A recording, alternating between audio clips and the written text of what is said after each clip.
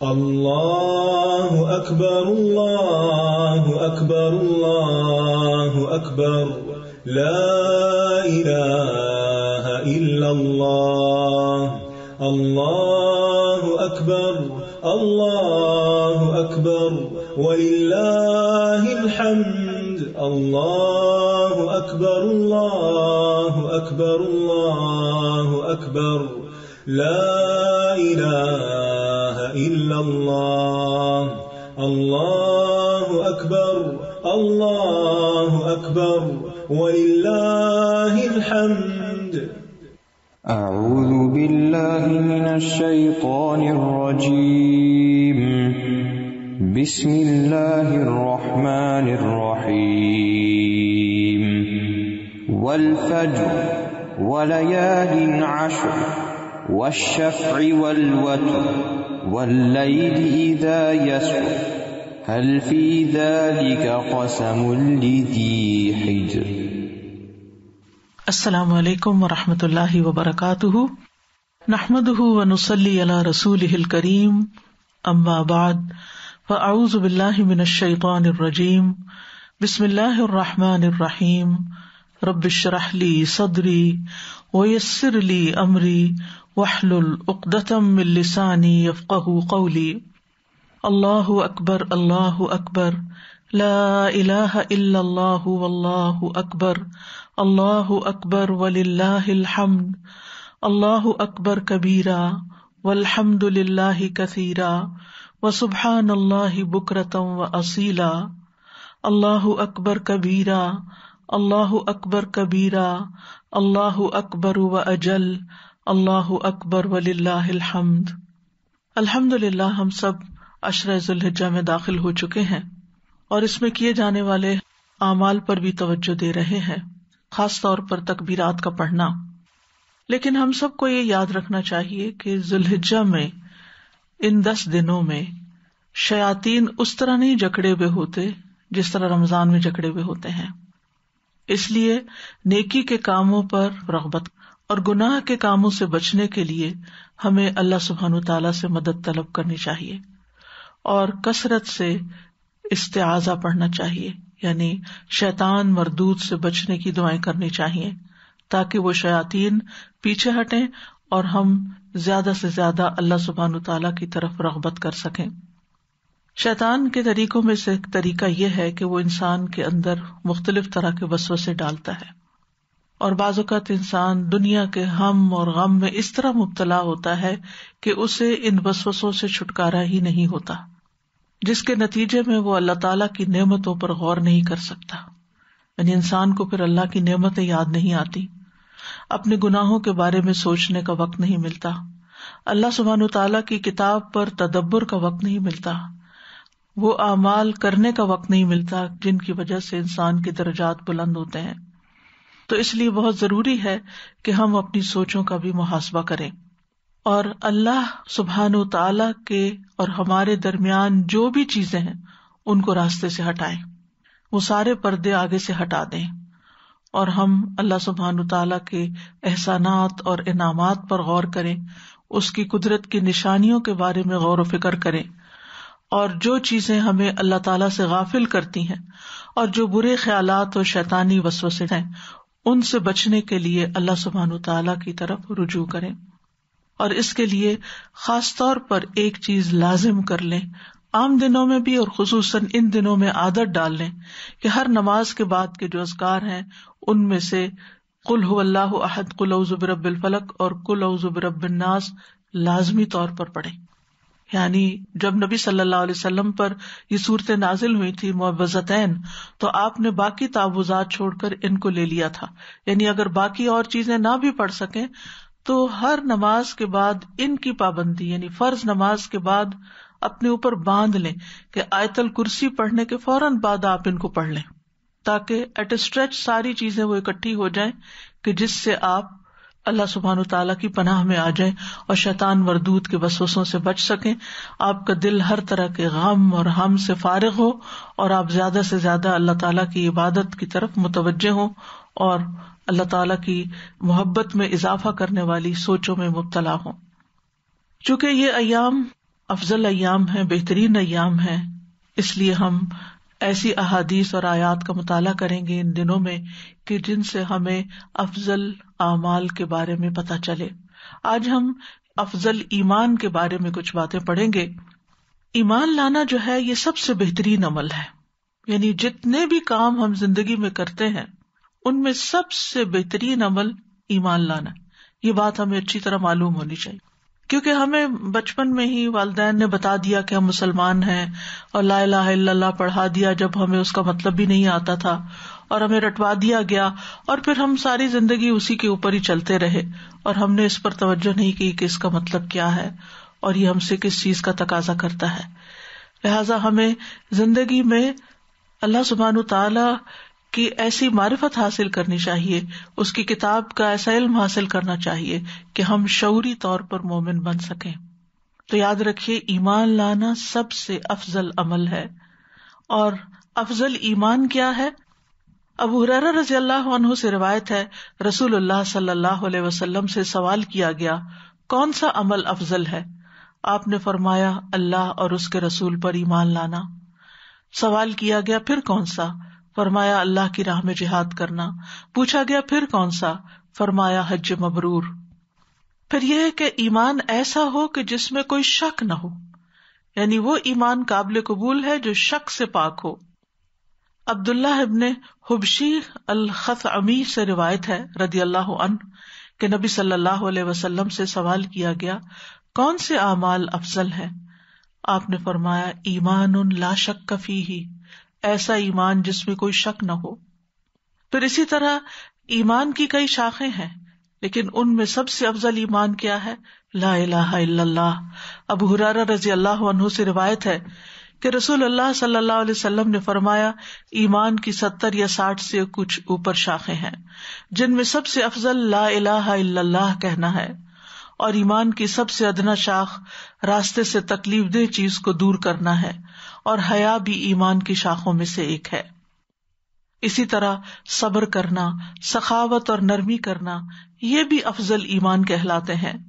معقل بن یسار سے روایت ہے کہ نبی صلی اللہ علیہ وسلم نے فرمایا صبر کرنا اور سخاوت اور نرمی کرنا افضل ایمان ہے، یعنی ان اخلاقیات کو ایمان کہا گیا ہے. اسی طرح اچھا اخلاق افضل ایمان کہلایا.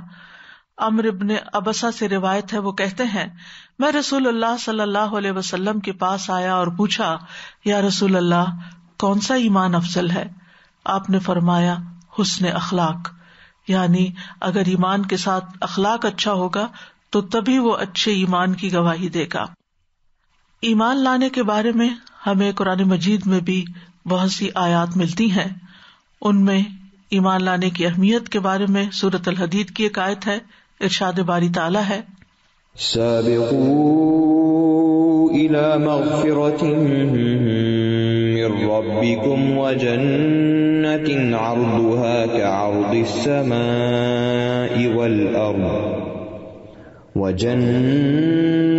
عرضها كعرض السماء والأرض أعدت للذين آمنوا بالله ورسله ذلك فضل الله يؤتيه من يشاء والله ذو الفضل العظيم.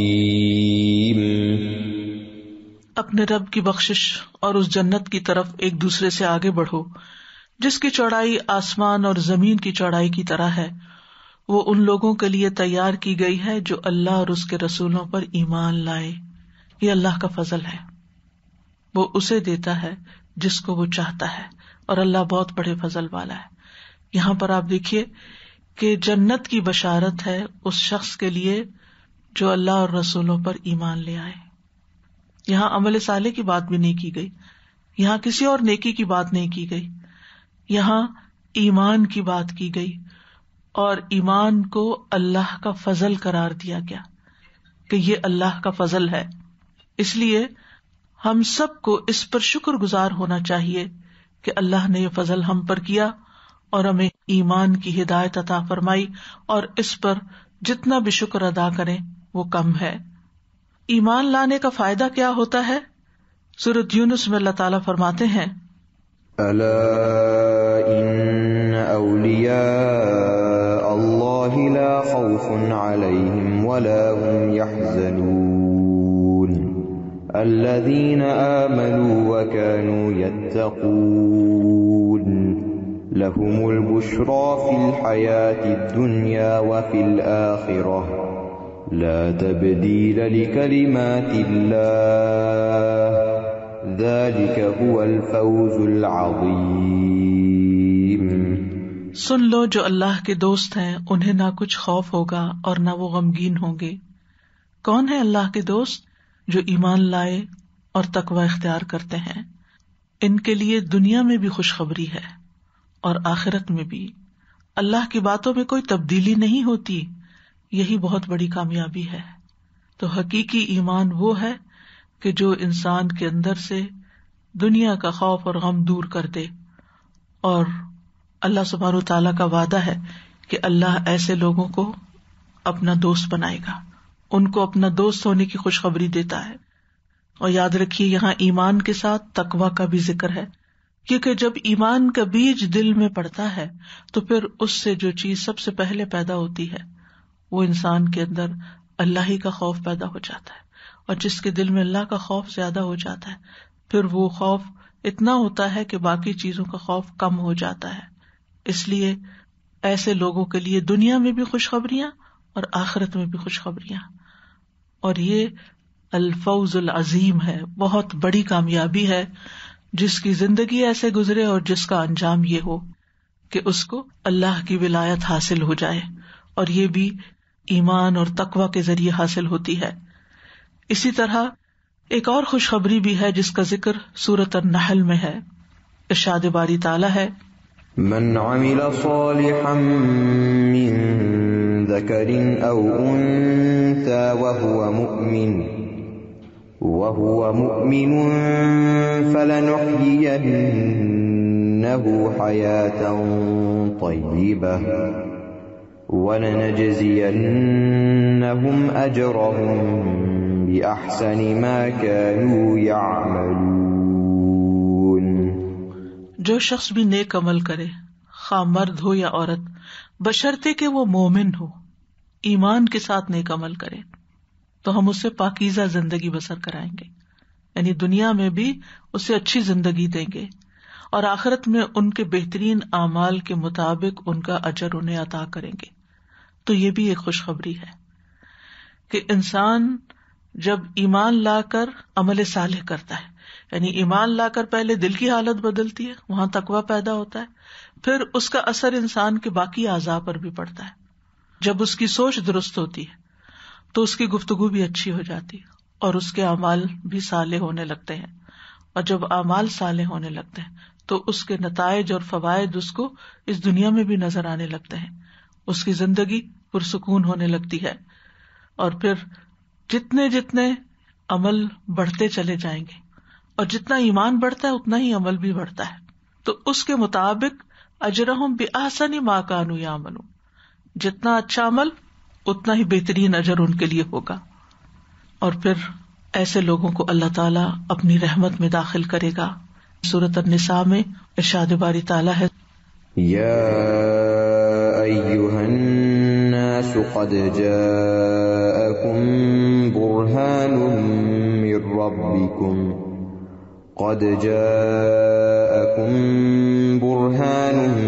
من ربکم وأنزلنا إليكم نورا مبينا فأما الذين آمنوا بالله واعتصموا به فسيدخلهم في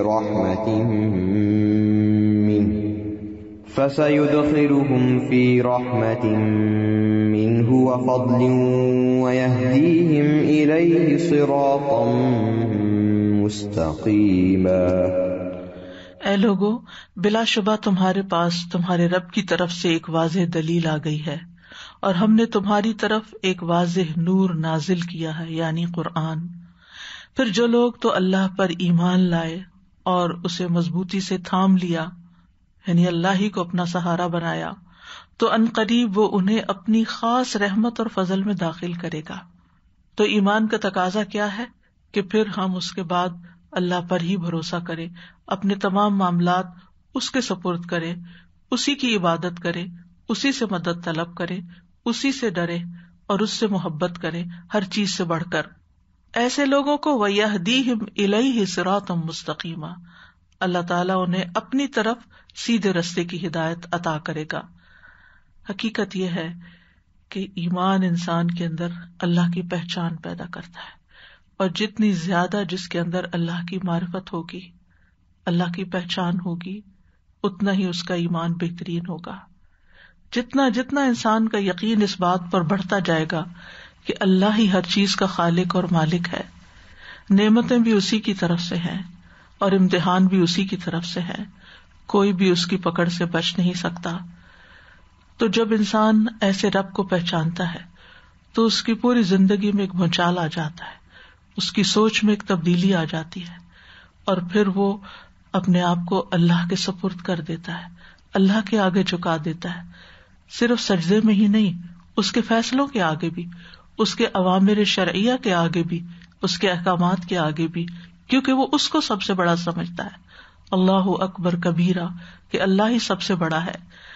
اور پھر اس کی مرضی کے مطابق وہ اپنی عبادات، اپنے اخلاق، اپنے اطوار، اپنے رویے، اپنے معاملات، اپنے طور طریقے، اپنی ساری زندگی کو اس کی پسند کے مطابق ڈھال لیتا ہے. کیونکہ انسان جس سے محبت کرتا ہے اس کو خوش کرنا چاہتا ہے، پھر اس کی ساری کوشش اس بات میں لگ جاتی ہے کہ میرا رب مجھ سے راضی ہو جائے، میرا رب مجھ سے خوش ہو جائے، کوئی کام اس کی پسند کے خلاف نہ ہو. جب ایسا انسان لوگوں سے معاملہ کرتا ہے تو اس کو ڈر رہتا ہے کہ اگر میں نے کسی کے ساتھ سامنے یا اس کی پیٹھ پیچھے کوئی برا معاملہ کیا تو میرا رب مجھے دیکھ رہا ہے، وہ مجھے پکڑ سکتا ہے، میں اس کی پکڑ سے نہیں بچ سکتا. ہو سکتا ہے میں اس انسان کی پکڑ سے بچ جاؤں. یعنی بعض اوقات کچھ لوگوں کے سامنے ہم ان کے لیے بہت اچھے ہوتے ہیں، لیکن ان کے پیچھے ان کی جڑیں کاٹ رہے ہوتے ہیں، ان کو نہیں بھی پتہ چلتا، لیکن اللہ دیکھ رہا ہوتا ہے کہ کون کس کے ساتھ کیا زیادتی کر رہا ہے، کہاں ڈنڈی مار رہا ہے، کہاں ظلم کر رہا ہے، کہاں دھوکہ دے رہا ہے، کہاں غیبت کر رہا ہے، کون کس کو بدنام کر رہا ہے، کون کس کے ساتھ منافقت برت رہا ہے. جس انسان کو یہ پتا ہوتا ہے کہ میرا معاملہ بندے کے ساتھ نہیں، میرے رب کے ساتھ ہے جس پر میں ایمان لایا، تو پھر ایسا انسان ایک کھرا انسان ہوتا ہے. وہ جیسے سامنے ہوتا ہے ویسے ہی پیچھے بھی ہوتا ہے. وہ اپنے معاملات کی بھی اصلاح کرتا ہے کہ مجھے جو بھی کرنا ہے اپنے رب کی خاطر کرنا ہے، اور پھر ہر معاملے میں وہ اپنے رب پر بھروسہ کرتا ہے، اور اس طرح وہ اس کے سہارے اپنی زندگی بسر کرتا ہے. اور جب کہیں مشکل آتی ہے، کوئی تکلیف آتی ہے، تو وہ بندوں کی طرف رجوع کرنے سے پہلے اپنے رب کی طرف رجوع کرتا ہے اور اس سے مدد مانگتا ہے، اور اپنے سارے غم اور دکھ کی داستان اسی کو سناتا ہے. پھر ہم دیکھتے ہیں کہ ایسے ہی ایمان والے ہوتے ہیں جن کی آنکھیں اللہ کی یاد میں آنسو بہاتی، وہ دنیا کی حقیر چیزوں پر نہیں روتے، وہ اللہ کی محبت میں روتے، وہ اللہ کی یاد میں روتے. اب دیکھیے کہ دنیا میں جب کسی انسان کو آپ چاہتے ہیں اور اس سے تھوڑی سی بھی دوری ہو جائے تو آپ کا دل غمگین ہو جاتا ہے، آپ کے آنسو بہنے لگتے ہیں. یعقوب علیہ السلام کا واقعہ ہمارے سامنے ہے قرآن مجید میں. یوسف علیہ السلام کی محبت اور ان کی دوری نے ان کی زندگی میں کیسا غم پیدا کر دیا تھا. تو ایسا انسان جو اللہ سے محبت کرتا ہے، پھر اگر حالات کی وجہ سے یا کسی بھی نفس کی لغزش کی وجہ سے اس کے اندر رب سے دوری ہوتی ہے تو ان غفلت کے لمحات پر وہ دکھی ہوتا ہے، وہ پریشان ہوتا ہے اور رو کر اپنے رب کی طرف رجوع کرتا ہے. وہ جب رب کا کلام سنتا ہے تو اس کی آنکھیں آنسو بہاتی ہیں. وَإِذَا سَمِعُوا مَا أُنزِلَ إِلَى الرَّسُولِ تَرَىٰ أَعْيُنَهُمْ تَفِيضُ مِنَ الدَّمْعِ مِمَّا عَرَفُوا مِنَ الْحَقِّ يَقُولُونَ رَبَّنَا آمَنَّا فَاكْتُبْنَا مَعَ الشَّاهِدِينَ. جب وہ سنتے ہیں جو رسول کی طرف نازل کیا گیا تو آپ دیکھتے ہیں کہ ان کی آنکھوں سے آنسو چھلک رہے ہوتے ہیں، اس بنا پر کہ انہوں نے حق کو پہچان لیا. وہ کہتے ہیں ہمارے رب ہم ایمان لے آئے، تو ہمیں گواہوں کے ساتھ لکھ لے. اس میں آپ دیکھیے کہ جو حق کو پہچان لیتا ہے، جو رب کی عظمت کو جان لیتا ہے، اسی کی آنکھیں پھر آنسو بہاتی ہیں. اسی کا دل پسیجتا ہے، اسی کے دل میں خوف پیدا ہوتا ہے، اس کے اندر عاجزی اور تضرع کی کیفیت پیدا ہوتی ہے. وہ یہ سمجھ لیتا ہے کہ میں ہی چھوٹا ہوں اور میرا رب بہت بڑا ہے، بہت بڑا. اللہ اکبر کبیرہ، اللہ اکبر کبیرہ، کہ بہت ہی بڑا. تو حقیقت یہ ہے کہ جب کوئی شخص یہ جان لیتا ہے کہ میرا الہ، میرا خالق و مالک بس اللہ ہی ہے، ایک اکیلے اللہ، تو پھر یہ علم اس کو صرف دنیا میں ہی فائدہ نہیں دیتا، اس کو جنت میں لے جانے کا باعث بنتا ہے. حدیث میں آتا ہے من مات وہو یعلم انہ لا الہ الا اللہ دخل الجنہ، کہ جو شخص اس حال میں مرے کہ وہ جانتا ہو کہ اللہ کے سوا کوئی الہ نہیں، وہ جنت میں داخل ہوگا. یعنی علم کے ساتھ، معرفت کے ساتھ اللہ پر ایمان، صرف ایک روایتی اور کلچرلی نہیں کہ ہم نے سنا تو ہم نے بھی کہہ دیا، نہیں، اللہ کو پہچان کر، جان کر، علم کے ساتھ، آگاہی کے ساتھ، شعور کے ساتھ اللہ سبحانہ وتعالی کو پہچاننا اور پھر اس پر ایمان لانا. اور پھر یاد رکھیے کہ جب انسان ایمان لاتا ہے تو پھر اس کی توجہ فوراً عمل کی طرف چلی جاتی ہے. اسی لیے اس حدیث میں ہم دیکھتے ہیں کہ آپ صلی اللہ علیہ وسلم سے جب سوال کیا گیا کون سا عمل افضل ہے، تو آپ نے صرف ایمان کی بات نہیں کی، ایمان کے تقاضوں کی بھی ساتھ بات کی. آپ نے فرمایا کہ اللہ اور اس کے رسول پر ایمان لانا سب سے افضل عمل ہے، نمبر 1. سوال کیا گیا پھر کون سا، تو آپ نے فرمایا اللہ کی راہ میں جہاد کرنا، پھر حج مبرور. اسی طرح ایک اور روایت میں جو مسند احمد کی ہے، آپ سے جب سوال کیا گیا کہ سب سے افضل عمل کون سا ہے، تو آپ نے فرمایا ایک اللہ پر ایمان لانا، پھر جہاد کرنا، پھر حج مبرور. اور اس کی فضیلت تمام اعمال میں ایسی ہے جیسے مشرق و مغرب کے درمیان فاصلہ ہوتا ہے. یعنی حج کو معمولی چیز نہ سمجھا جائے. کچھ لوگوں کے اندر تو بڑا طبعی شوق ہوتا ہے مکہ جانے کا، حج کرنے کا، اور روتے بھی ہیں، دعائیں بھی کرتے ہیں، تڑپتے بھی ہیں، ساری جمع پونجی بھی اکٹھی کرتے رہتے ہیں، اور انتظار یہ ہوتا ہے کہ ہم اللہ کے گھر میں پہنچے. لیکن یہ سب کا حال نہیں ہوتا. کچھ ایسے لوگ بھی ہوتے ہیں جن کے پاس سب کچھ ہوتا ہے، جن کے راستے میں کوئی رکاوٹ نہیں ہوتی، جو وہاں پہنچ کر وہاں رہتے ہوئے بھی اللہ کے گھر نہیں جاتے، توفیق نہیں ہوتی. کاش وہ جان لیتے کہ نیک اعمال میں حج کتنا بڑا مقام رکھتا ہے. پھر اسی طرح ایک شخص رسول اللہ صلی اللہ علیہ وسلم کی خدمت میں حاضر ہوتا ہے. آپ اپنے صحابہ کے بیچ میں بیٹھے ہیں. وہ عرض کرتا ہے کہ کیا آپ وہ شخص ہیں جو کہتے ہیں کہ میں اللہ کا رسول ہوں؟ آپ نے فرمایا ہاں. میں نے کہا اللہ کے رسول کون سے اعمال اللہ کو زیادہ محبوب ہیں؟ آپ نے فرمایا اللہ پر ایمان لانا. میں نے عرض کیا اللہ کے رسول کون سے اعمال اللہ کو سب سے زیادہ ناپسندیدہ ہیں؟ آپ نے فرمایا شرک کرنا. یعنی جہاں ایمان لانا افضل ترین عمل ہے، وہاں اس کے اپوزٹ اتنا ہی بدترین عمل شرک کرنا ہے، جس کے بارے میں آتا ہے کہ سب کچھ معاف ہو جائے گا، شرک کا گناہ نہیں معاف ہوگا. تو بہرحال لغت میں تو ایمان کہتے ہیں تصدیق کرنے کو، اقرار کرنے کو. شرعی طور پر ایمان سے مراد دل میں عقیدہ رکھنا، زبان سے اقرار کرنا اور اعضاء کے ساتھ عمل کرنا ہے. دل میں یقین رکھنا، زبان سے اقرار کرنا اور اعضاء کے ساتھ عمل کرنا. اور پھر یہ کہ ایمان معرفت کا نام ہے، ایمان اللہ کی پہچان کا نام ہے. ایمان میں عمل بھی داخل ہے، فرائض، واجبات اور سنتوں کا تعلق بھی ایمان کے ساتھ ہے.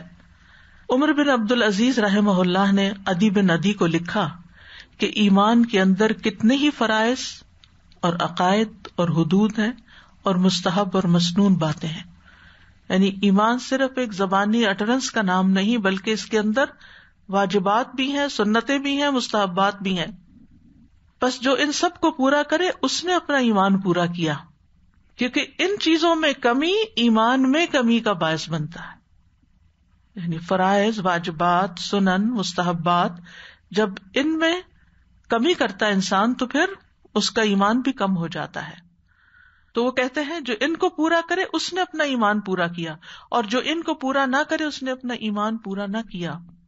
پس اگر میں زندہ رہا تو میں تمہیں بتاؤں گا ان سب کی تفصیل تاکہ تم ان پر عمل کرو، اور اگر میں مر گیا تو مجھے تمہارے ساتھ زندہ رہنے کی خواہش نہیں.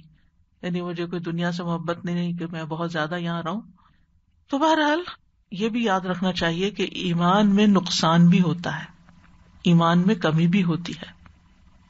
تو جو لوگ ایمان لا کر ایمان میں کوئی کمی نہ کریں ان کے لیے امن ہے، جیسا کہ سورۃ الانعام میں آتا ہے. یاد رکھیے ہر فائدہ دینے والی چیز کے ساتھ نقصان بھی لگا ہوا ہے. مثلاً آپ کوئی بزنس کرتے ہیں، آپ کا بزنس بہت فلرش کر رہا ہے، پھر آپ اس سے غافل ہو جاتے ہیں، اتنی آمدنی تو ہو ہی رہی ہے، بڑھ ہی رہا ہے، ڈیمانڈ بڑھتی جا رہی ہے، بس ٹھیک ہے چلتا جائے گا. لیکن جب آپ توجہ چھوڑ دیتے ہیں تو پھر کیا ہوتا ہے؟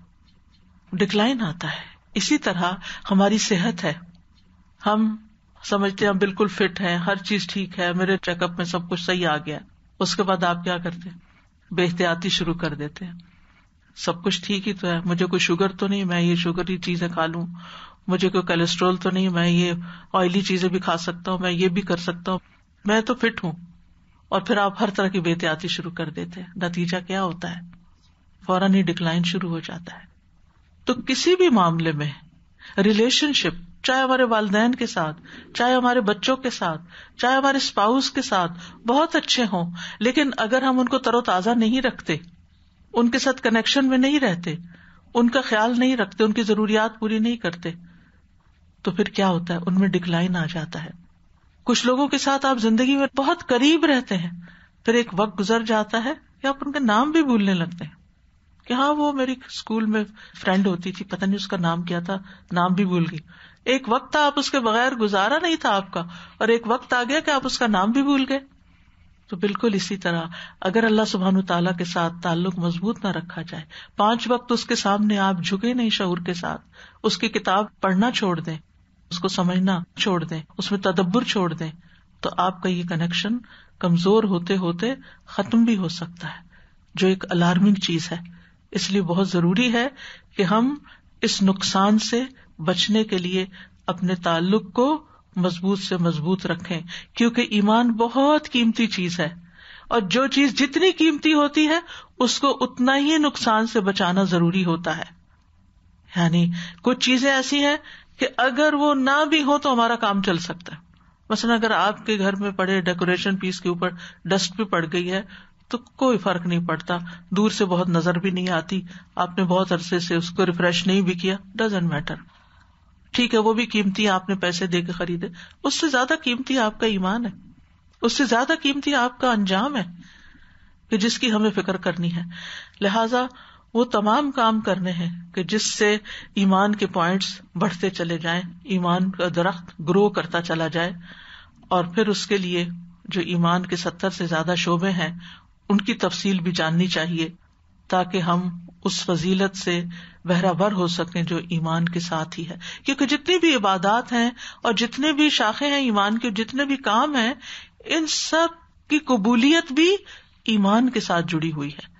ایمان ہوگا تو ہی عبادات قبول ہوں گی، ایمان ہوگا تو ہی اخلاقیات اور صدقات اور باقی چیزیں جو ہیں وہ قابل قبول ہوں گی. اور اگر ایمان ہوگا اور تھوڑا بھی ہوگا تو بھی بالآخر نجات کا باعث بن جائے گا. لیکن اگر ایمان ہی نہ ہوا، زمانے بھر کے اچھے اچھے کام آپ کر جائیں، فائدہ کچھ نہیں، کیونکہ جنت میں داخلہ صرف ایمان ہی کے ساتھ ہے. لا الہ الا اللہ ہی جنت کی کنجی ہے، اس کے بغیر آپ آگے نہیں بڑھ سکتے. قرآن مجید میں آتا ہے وَمَن لَّمْ يُؤْمِن بِاللَّهِ وَرَسُولِهِ فَإِنَّا أَعْتَدْنَا لِلْكَافِرِينَ سَعِيرًا، جو کوئی اللہ اور اس کے رسول پر ایمان نہ لائے تو بے شک ہم نے ایسے کافروں کے لیے بھڑکتی ہوئی آگ تیار کر رکھی ہے. خُذُوهُ فَغُلُّوهُ ثُمَّ الْجَحِيمَ صَلُّوهُ ثُمَّ فِي سِلْسِلَةٍ ذَرْعُهَا 70 ذِرَاعًا فَاسْلُكُوهُ إِنَّهُ كَانَ لَا يُؤْمِنُ بِاللَّهِ الْعَظِيمِ. حکم ہوگا اسے پکڑ لو، اسے توق پہناؤ، اسے جہنم میں جھونک دو، ایسی زنجیر میں جکڑو جس کی پیمائش 70 گز ہے. بس بے شک یہ بہت عظمت والے اللہ پر ایمان نہیں رکھتا تھا. تو یہ پہلا سٹیپ ہے کہ مان جانا، اور پھر اگلا سٹیپ ہے کہ جو وہ کہے اس کو بھی مان جانا. تو ایمان لانے سے انسان کو سیدھے رستے کی ہدایت ملتی ہے، انسان کے دل کو ہدایت ملتی ہے. وَمَن يُؤْمِن بِاللَّهِ يَهْدِ قَلْبَهُ، جو اللہ پر ایمان رکھتا ہے اللہ اس کے دل کو ہدایت دے دیتا ہے، صحیح سوچ عطا کر دیتا ہے. صحیح عمل کی توفیق عطا کر دیتا ہے.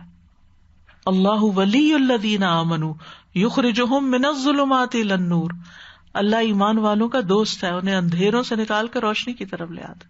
تو جتنا اللہ تعالیٰ پر ایمان زیادہ ہوگا، اس سے تعلق مضبوط ہوگا، اتنا آپ اندھیروں سے، کنفیوژن سے، مس گائیڈنس سے باہر نکلتے چلے آئیں گے.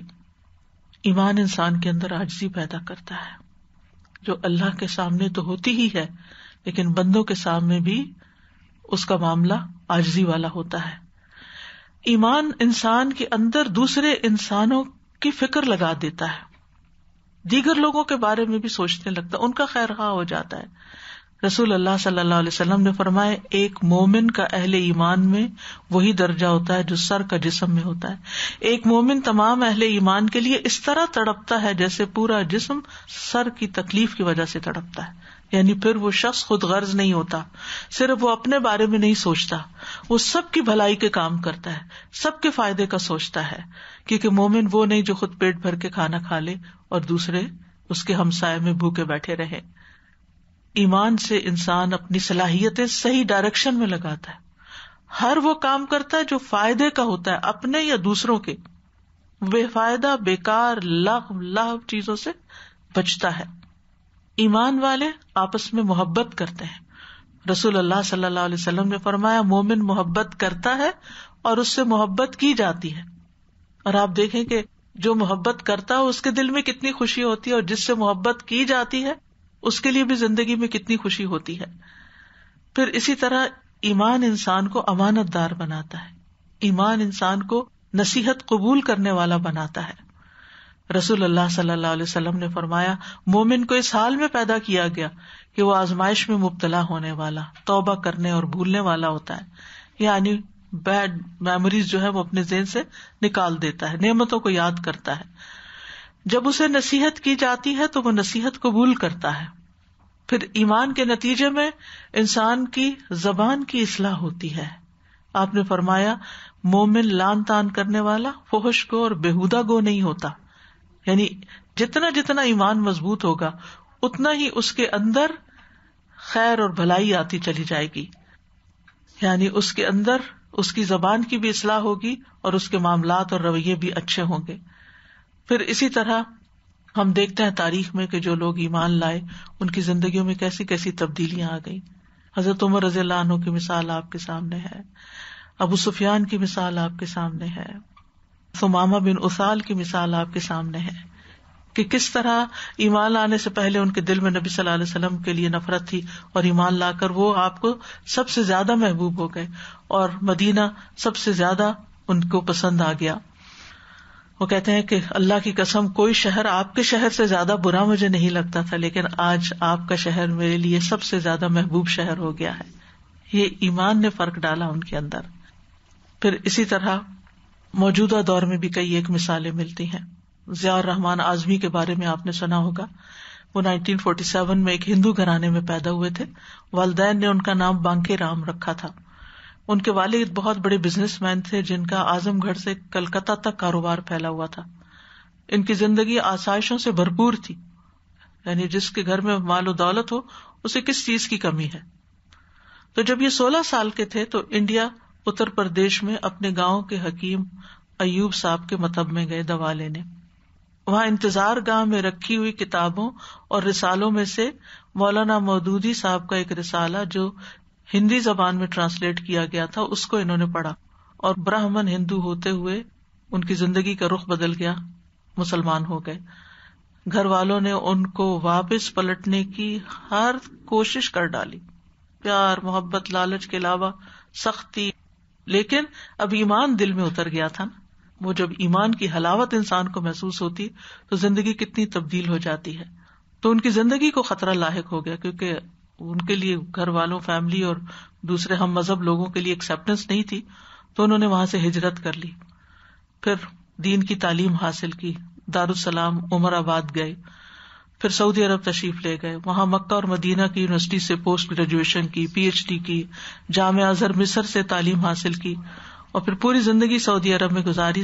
درجنوں کتابیں لکھی، اور ان کی سب سے بڑی کوشش کیا کہ صحیح احادیث کو ایک کتاب جس کی کئی ایک والیوم ایگزیکٹلی مجھے یاد نہیں، شاید 20 یا اس سے زیادہ، الجامع الکامل کے نام سے انہوں نے ساری احادیث کو ایک جگہ اکٹھا کر دیا ہے. اور انہوں نے اپنی آپ بیتی بھی لکھی ہے گنگا سے زمزم تک، اور اردو میں ہے یہ کتاب. اور پچھلے سال 30 جولائی کو اسی مہینے میں 9 ذی الحجہ عرفہ کے دن مدینہ منورہ میں ان کا انتقال ہوا. یعنی کہاں کے رہنے والے اور کہاں آپ پہنچے ایک ایمان کی وجہ سے. اور اس سے یہ بھی پتہ چلتا ہے کہ جگہ جگہ اسلامی لٹریچر رکھنا، میسج پہنچانا کتنا ضروری ہے. ہمیں نہیں پتا کہ کس شخص کو کہاں سے ہدایت مل جائے، اور وہ ہمارے لیے کتنا بڑا صدقہ جاری ہے. جو بعض اوقات ہم ان ایفرٹس کو بہت چھوٹا سمجھتے ہیں. تو جب انسان ایمان لاتا ہے، جو شعوری ایمان ہوتا ہے نا، جو ایمان کا لطف پا لیتا ہے، پھر وہ اس کے لیے ہر تکلیف بھی برداشت کر لیتا ہے، وہ ہر قربانی بھی کر لیتا ہے. پھر اس کی زندگی میں اس کو ایک ڈائریکشن مل جاتی، پھر وہ فوکسڈ ہو جاتا ہے، پھر وہ اپنی زندگی کو ادھر ادھر کے فضول کاموں میں ضائع نہیں کرتا، وہ مفید اور تعمیری کام کرتا ہے.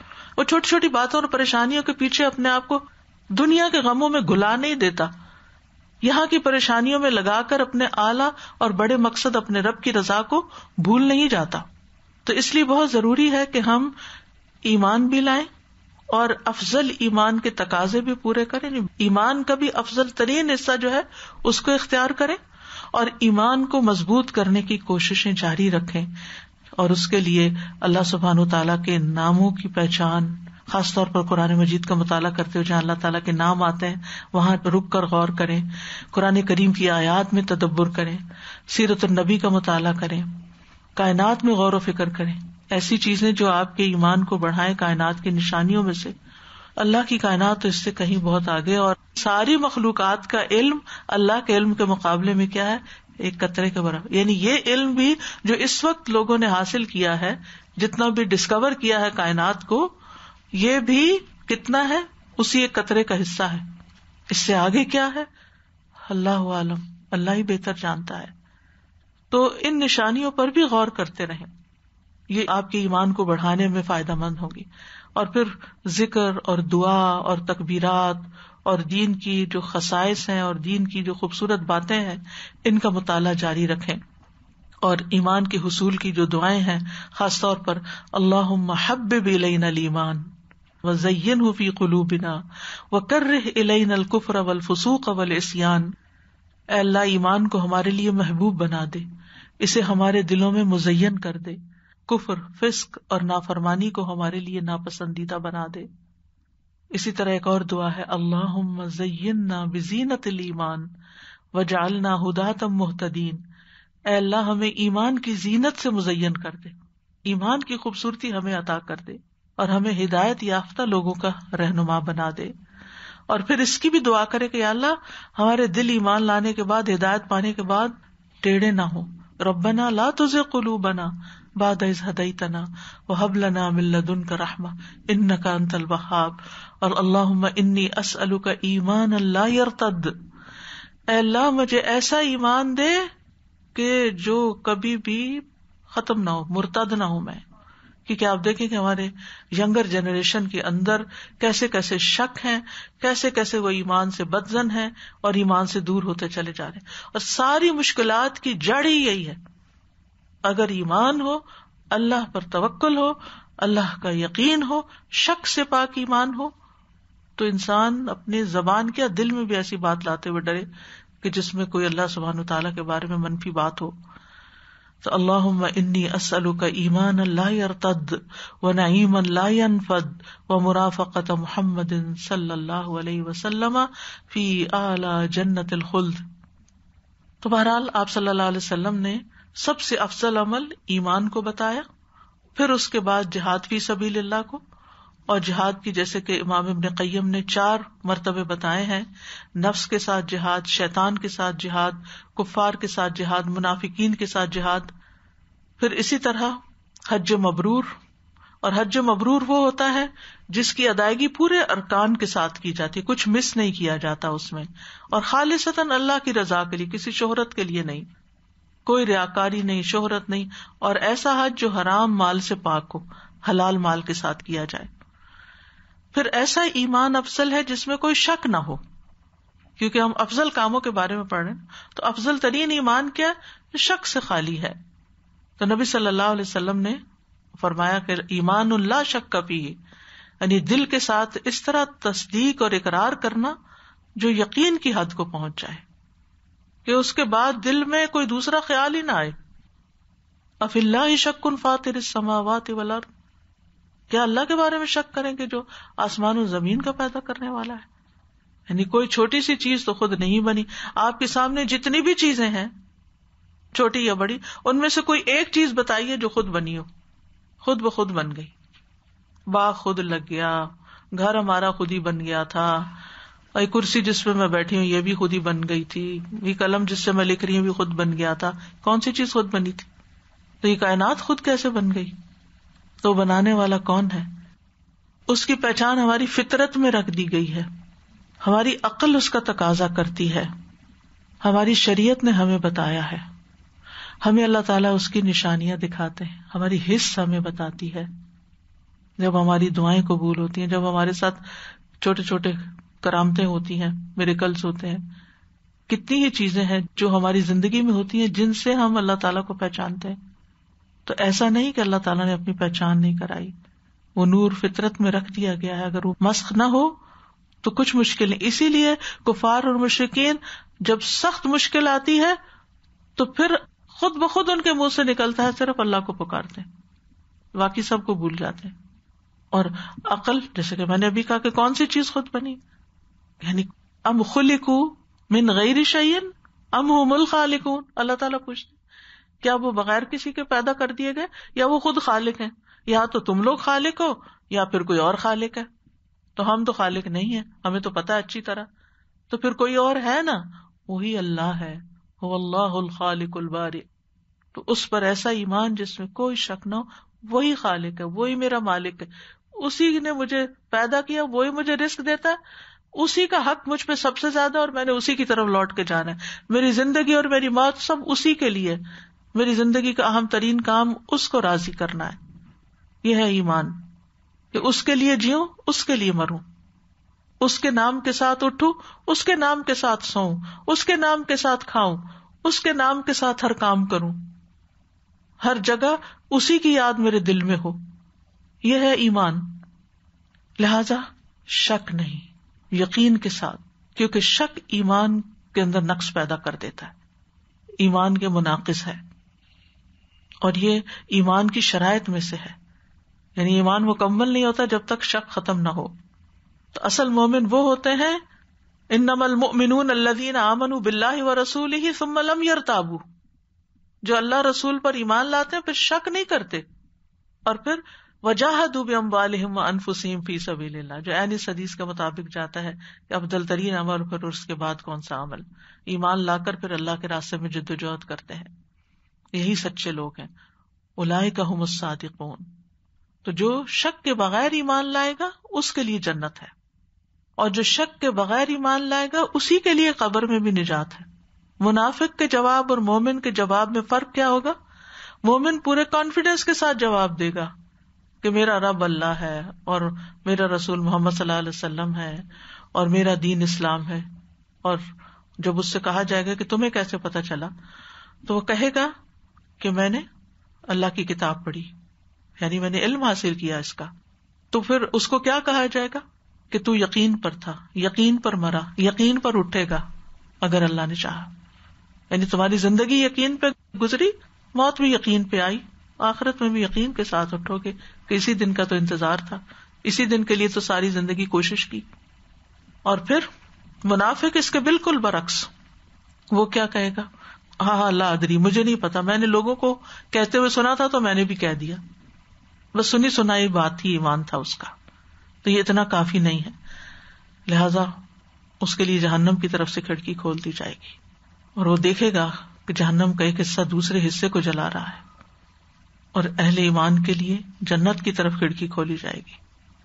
تو اللہ سبحانہ وتعالی اس طرح ان کو دنیا میں بھی اور آخرت میں بھی اپنی رحمت سے نوازیں گے.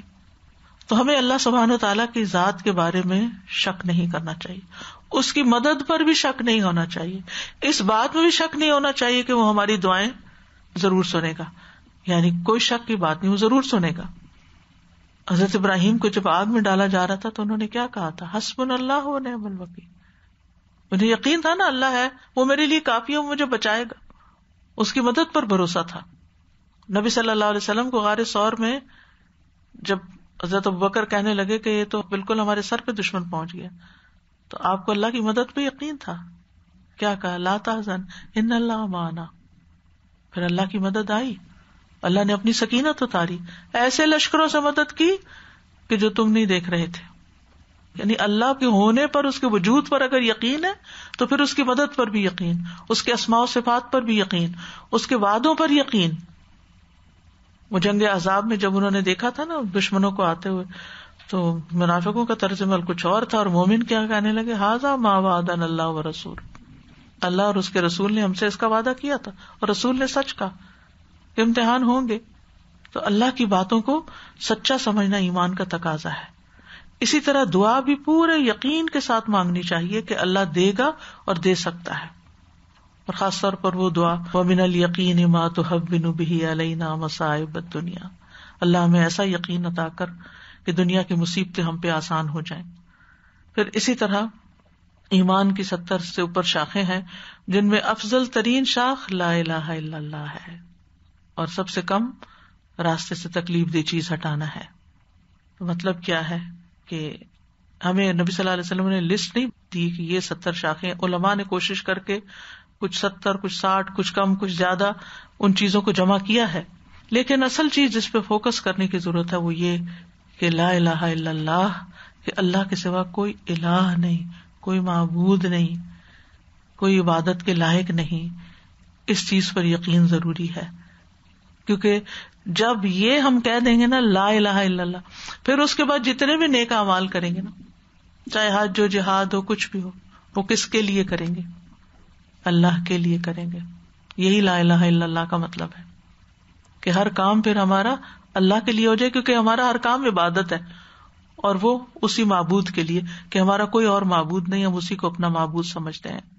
اور یہ سب سے بہترین ذکر بھی ہے لا الہ الا اللہ. مصائب سے نجات دلاتا ہے. ایک لا الہ الا اللہ کہنے سے زندگی میں کتنی بڑی تبدیلی آتی ہے کہ ایک شخص جو جہنم میں جانے والا تھا وہ اس کلمے کی وجہ سے جنت میں پہنچ گیا. جو سچے دل سے اللہ کو پکارتا ہے تو اس پہ آسمان کے دروازے کھول دیے جاتے ہیں. نبی صلی اللہ علیہ وسلم نے فرمایا جب بھی بندہ خالصتاً لا الہ الا اللہ کہتا ہے، دل سے کہتا ہے، اس کے لیے آسمان کے دروازے کھول دیے جاتے ہیں، اس کی دعائیں قبول ہوتی ہیں. یہاں تک کہ یہ کلمہ عرش تک پہنچ جاتا ہے، جب تک انسان کبیرہ گناہوں سے بچتا رہے.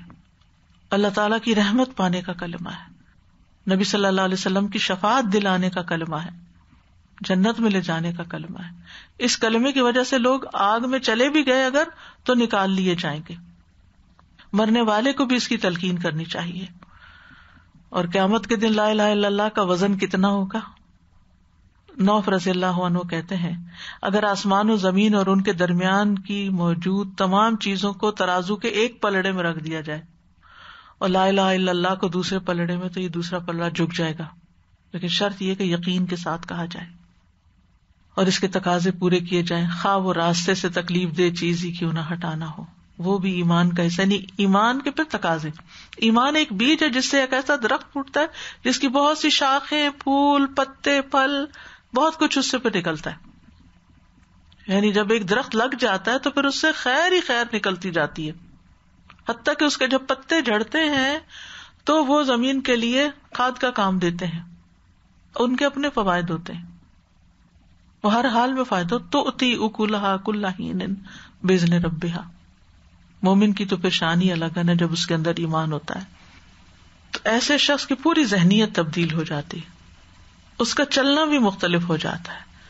جو کہیں جا رہا ہوتا ہے تو راستے میں پڑی چیز اس کو نظر آتی ہے، خواہ کانٹا ہو، کوئی گڑا ہو، کوئی پتا ہو، پتھر ہو، کوئی کانچ ہو، کچھ ہو، وہ اس کو ہٹاتا چلا جاتا ہے. یعنی اس کو ایک شعوری زندگی مل جاتی ہے، اس کی آنکھیں کھل جاتی کیونکہ وہ اپنے رب کے لیے جیتا ہے نا. اس کی سوچ بدل جاتی. کوئی نہ بھی دیکھ رہا اس کو پھر بھی وہ نیکی کے کام کرتا چلا جاتا ہے کیونکہ اس کو پورا یقین ہوتا ہے کہ اس وقت میرا رب مجھے دیکھ رہا ہے. اور جب انسان چھوٹی نیکی اور بڑی نیکی سب کا حریص ہو جاتا ہے تو پھر ایسے شخص کے لیے جنت واجب ہو جاتی ہے. اور حیا بھی ایمان کا شعبہ ہے، اسی حدیث کا حصہ ہے، اور حیا ہمارے دین کا ایک امتیازی نشان ہے. پھر ایک اور حدیث جس میں فرمایا افضل الایمان الصبر والسماح، صبر کرنا، نرمی سے کام لینا، یہ بھی ایمان کا حصہ ہے. والذین صبروا ابتغاء وجہ ربہم، اپنے رب کا چہرہ چاہنے کے لیے صبر کرتے ہیں. اور آپ کو معلوم ہے کہ سب سے مشکل صبر جو روزمرہ زندگی میں ہمیں کرنا پڑتا ہے وہ انسانوں کے رویے ہیں، انسانوں کی طرف سے پہنچنے والی تکلیفوں پہ صبر. ہم سب ایک دوسرے کے لیے امتحان ہوتے ہیں اور کہیں نہ کہیں کسی کے لیے اذیت کا باعث بنتے ہیں. تو اس پر صبر کرنا جو ہے، صرف رب کی رضا چاہنے کے لیے اپنی زبان بند رکھنا اور حدود میں رہنا، یہ صرف اللہ کی خاطر ہی ہو سکتا، اور یہ بھی ایمان کی وجہ سے ہوتا ہے. یہ صبر کا بنیادی مطلب کیا کہ اپنے نفس کو کنٹرول کر لینا، اور یہ ایمان ہی کنٹرول کروائے گا، کوئی اور چیز نہیں کنٹرول کر سکتی. اور نفس کو ایسی تمام چیزوں سے روکنا جن سے رکنا لازم ہے، یعنی نفس کو بے صبری سے روکنا، زبان کو شکایتوں سے روکنا، اعضاء کو نافرمانیوں سے روکنا، نیک اعمال پر استقامت اختیار کرنا، یہ بھی صبر ہے. خوشی میں، غم میں، ہر حال میں رب کا بندہ بن کے رہنا، سختیوں، تکلیفوں، آزمائشوں پہ صبر کرنا، بیماری پہ صبر کرنا، مالی پریشانیوں پر صبر کرنا. والصابرین فی البأساء والضراء، جو تنگ دستی اور تکلیف میں، وحین البأس، جنگ کے وقت صبر کرتے ہیں. اولئک الذین صدقوا واولئک هم المتقون، اور یہ بہت بڑی عطا ہے جو کسی کو ملے. ایسے لوگوں کو اللہ کی مدد ملتی ہے، ان کے لیے مغفرت ہے، بخشش ہے، ان کا اجر ضائع نہیں ہوگا. اور یہ حدیث میں سماحت کا لفظ استعمال ہوا ہے، سین میم ہا. سماحت کا مطلب ہوتا ہے فیاضی، دل کا بڑا ہونا. سماح العود کہتے ہیں لکڑی کا نرم ہونا، تو مطلب سماحت کا ہے نرم برتاؤ کرنا، شفقت کا مظاہرہ کرنا، لوگوں کے لیے تنگی نہ کرنا، ان پہ خرچ کرنا، ان کے ساتھ احسان کرنا، سخاوت کرنا، معاف کر دینا. یہ ساری چیزیں ایمان کا حصہ بن جاتی ہیں.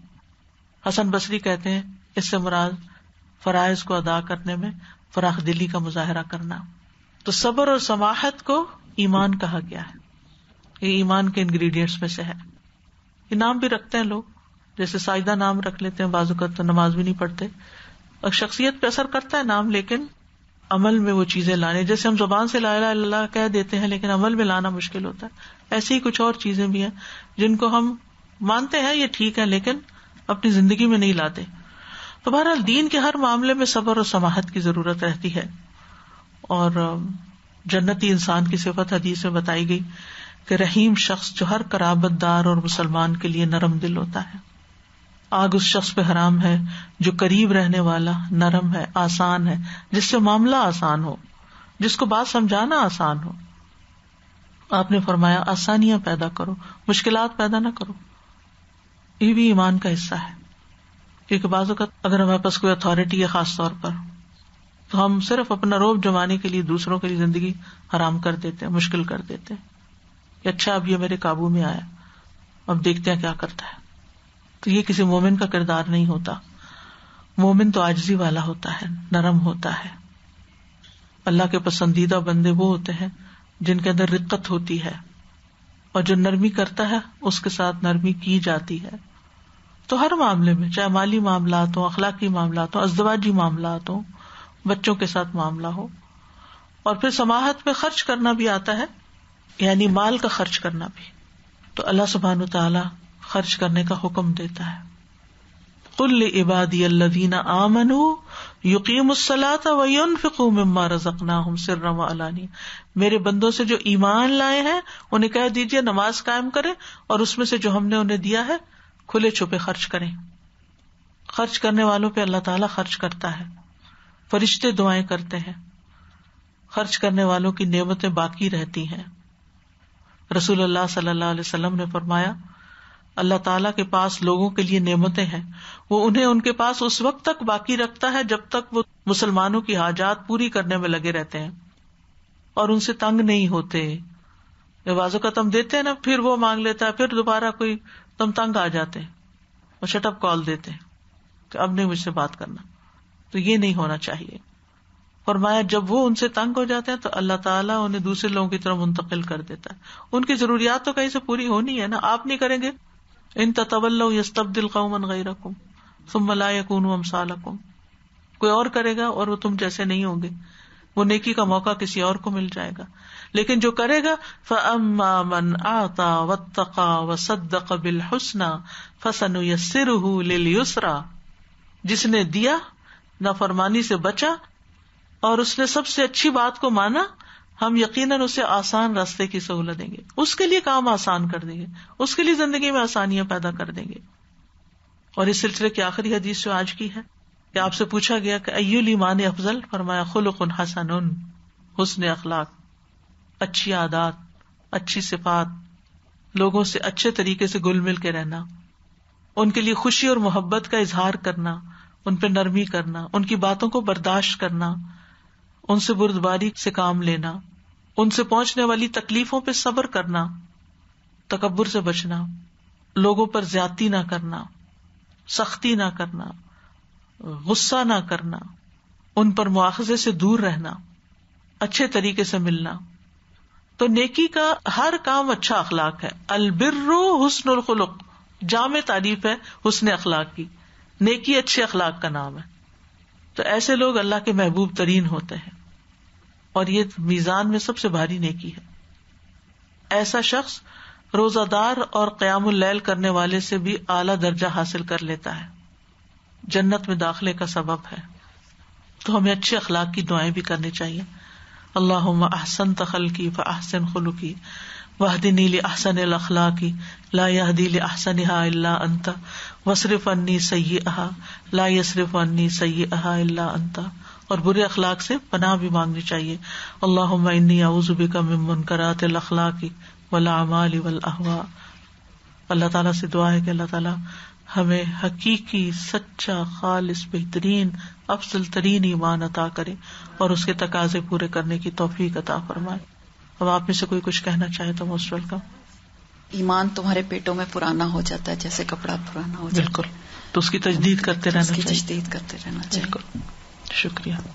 استاذہ جی, یہاں پہ جب آپ نے بتایا کہ اللہ سے تعلق مضبوط رکھنا پڑتا ہے جس کی وجہ سے ہمیں اس کو آل دا ٹائم ریفریش کرتے رہتے ہیں, تو اللہ نے ہمیں 5 وقت نماز دی ہے. بالکل. اور ریفریشنگ ہو جاتی ہے واپس تھوڑی دیر کے بعد جب ٹائم آتا ہے, فجر, پھر ظہر, پھر عصر, پھر مغرب, پھر عشاء, اور پھر آپ فجر کے لیے اٹھتے ہو چاہے آپ کا دل چاہے نہ چاہے, لیکن وہ آپ کا ریفریشنگ ٹائم اللہ نے. اور انہی نمازوں میں قرآن بھی پڑھا جاتا ہے, اور تو قرآن سے بھی کنیکشن ہو جاتا ہے. بالکل, کیونکہ نماز میں پڑھنے کے لیے پھر آپ قرآن یاد بھی کریں گے, اس کو سمجھنے کی بھی کوشش کریں گے.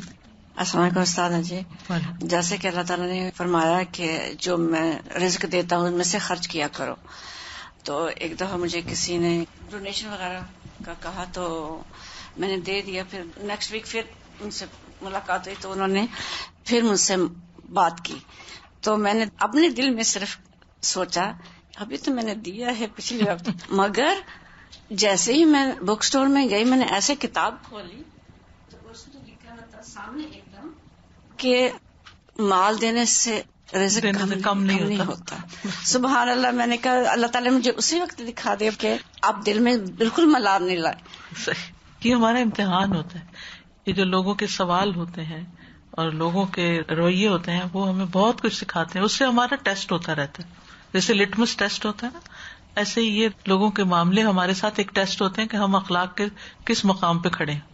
السلام علیکم استاد جی. وہ آپ نے جیسے ابھی بتایا تھا نا کہ اللہ کا پیغام دیتے رہو, اور وہ جو بتایا تھا کہ وہاں لکھا ہوا تھا اور وہ وہاں سے نکلا اور پھر وہ پڑھ کے انڈیا کا جو تھا وہ, تو ایسے مجھے یاد آیا کہ میرا بیٹا ہے نا وہ چھوٹا سا قرآن لے کے چلتا تھا اپنے بیگ میں نا, تو ڈاؤن ٹاؤن سے آ رہا تھا اور پھر اس کا بیگ جو تھا ایسے ہی کہیں گیا تھا جس میں پانی بھی تھا, والیٹ بھی تھا, تو اس نے اپنے پاکٹ سے نکال کے اس میں ڈال دیا. بیگ میں قرآن بھی تھا انگلش میں, کسی نے اسے دیا تھا, تو اس کا نام لکھا تھا, نیچے فون نمبر اور ایڈریس سب چیزیں میرے بیٹے کی نا. تو وہ کھو گیا. جب وہ گھر پہنچا اسے یاد آیا میرا تو والیٹ سبے میں رہ گیا.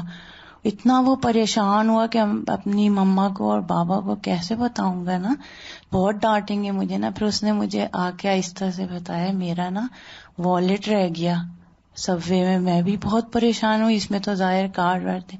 میں نے کوئی بات نہیں, اللہ مالک ہے, بس آپ اللہ کی حفاظت میں دے دو, مل جائے گا نا.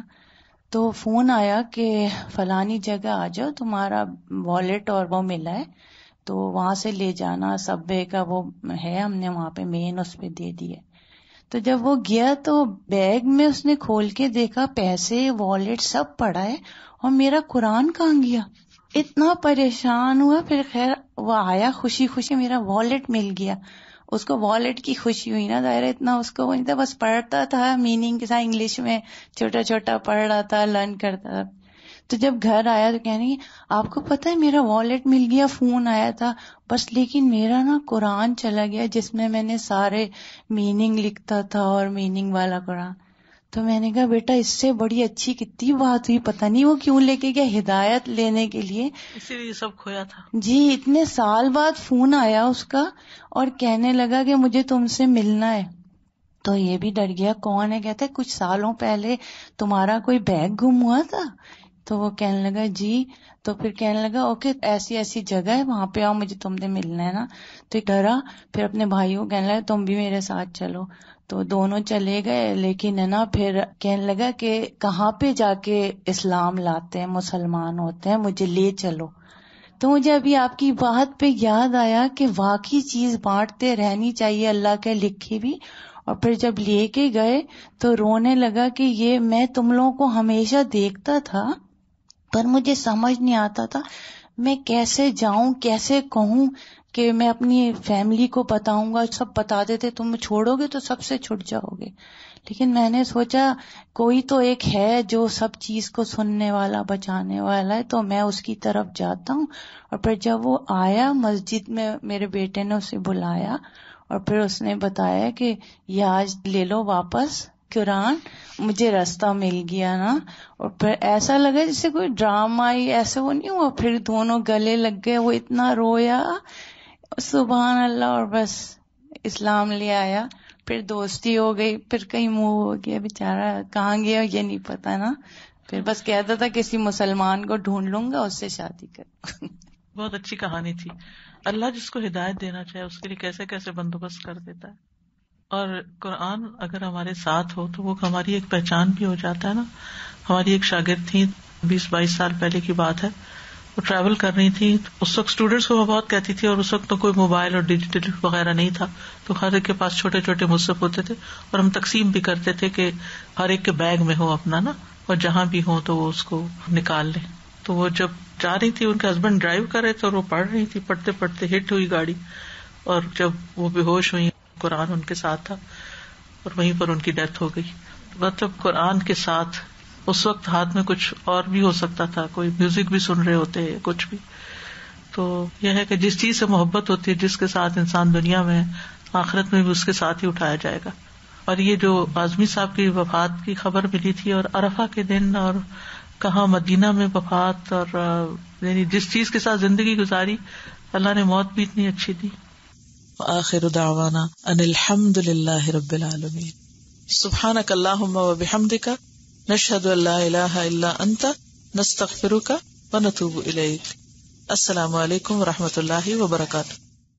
اللہ اکبر اللہ اکبر اللہ اکبر, لا الہ الا اللہ, اللہ اکبر اللہ اکبر وللہ الحمد, اللہ اکبر اللہ اکبر اللہ اکبر, لا الہ الا اللہ, اللہ اکبر اللہ اکبر وللہ الحمد.